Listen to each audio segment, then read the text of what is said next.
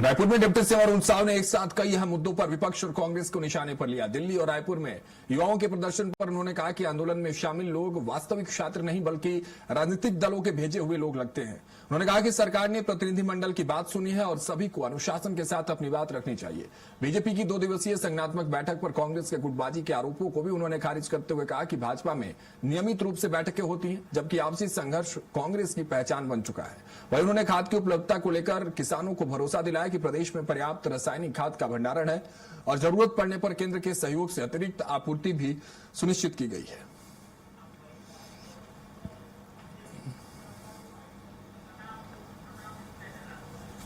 व्यवस्थित रूप से ये कांग्रेस पार्टी अपनी बातें बार बार बीजेपी के ऊपर थोपने की कोशिश ना करे।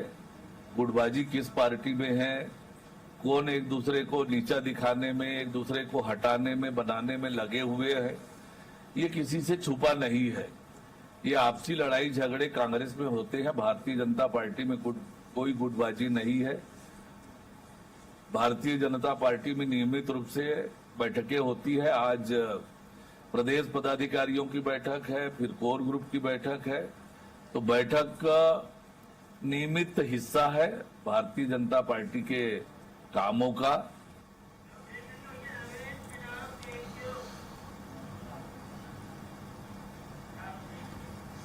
रायपुर में डिप्टी सीएम अरुण साव ने एक साथ कई अहम मुद्दों पर विपक्ष और कांग्रेस को निशाने पर लिया। दिल्ली और रायपुर में युवाओं के प्रदर्शन पर उन्होंने कहा कि आंदोलन में शामिल लोग वास्तविक छात्र नहीं बल्कि राजनीतिक दलों के भेजे हुए लोग लगते हैं। उन्होंने कहा कि सरकार ने प्रतिनिधिमंडल की बात सुनी है और सभी को अनुशासन के साथ अपनी बात रखनी चाहिए।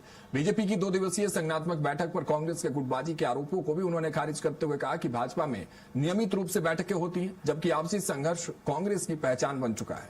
वहीं उन्होंने खाद की उपलब्धता को लेकर किसानों को भरोसा दिलाया कि प्रदेश में पर्याप्त रासायनिक खाद का भंडारण है और जरूरत पड़ने पर केंद्र के सहयोग से अतिरिक्त आपूर्ति भी सुनिश्चित की गई है।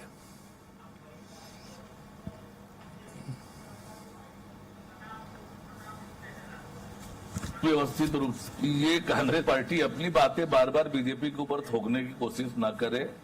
गुटबाजी किस पार्टी में है, कौन एक दूसरे को नीचा दिखाने में, एक दूसरे को हटाने में, बनाने में लगे हुए हैं, ये किसी से छुपा नहीं है। ये आपसी लड़ाई झगड़े कांग्रेस में होते हैं, भारतीय जनता पार्टी में कोई गुटबाजी नहीं है।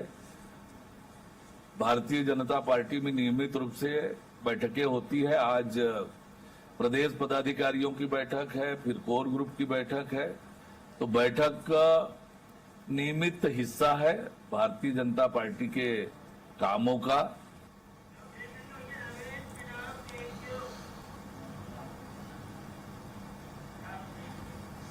रायपुर में डिप्टी सीएम अरुण साव ने एक साथ कई अहम मुद्दों पर विपक्ष और कांग्रेस को निशाने पर लिया। दिल्ली और रायपुर में युवाओं के प्रदर्शन पर उन्होंने कहा कि आंदोलन में शामिल लोग वास्तविक छात्र नहीं बल्कि राजनीतिक दलों के भेजे हुए लोग लगते हैं। उन्होंने कहा कि सरकार ने प्रतिनिधिमंडल की बात सुनी है और सभी को अनुशासन के साथ अपनी बात रखनी चाहिए। बीजेपी की 2 दिवसीय संज्ञानात्मक बैठक पर कांग्रेस के गुटबाजी के आरोपों को भी उन्होंने खारिज करते हुए कहा कि भाजपा में नियमित रूप से बैठकें होती हैं, जबकि आपसी संघर्ष कांग्रेस की पहचान बन चुका है।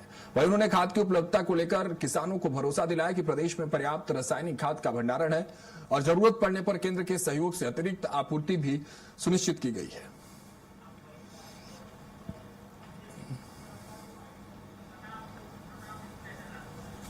व्यवस्थित रूप से ये कांग्रेस पार्टी अपनी बातें बार बार बीजेपी के ऊपर थोपने की कोशिश ना करे।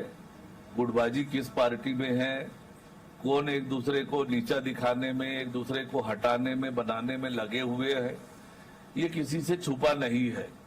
ये आपसी लड़ाई झगड़े कांग्रेस में होते हैं, भारतीय जनता पार्टी में कोई गुटबाजी नहीं है। भारतीय जनता पार्टी में नियमित रूप से बैठकें होती है। आज प्रदेश पदाधिकारियों की बैठक है, फिर कोर ग्रुप की बैठक है, तो बैठक का नियमित हिस्सा है भारतीय जनता पार्टी के कामों का।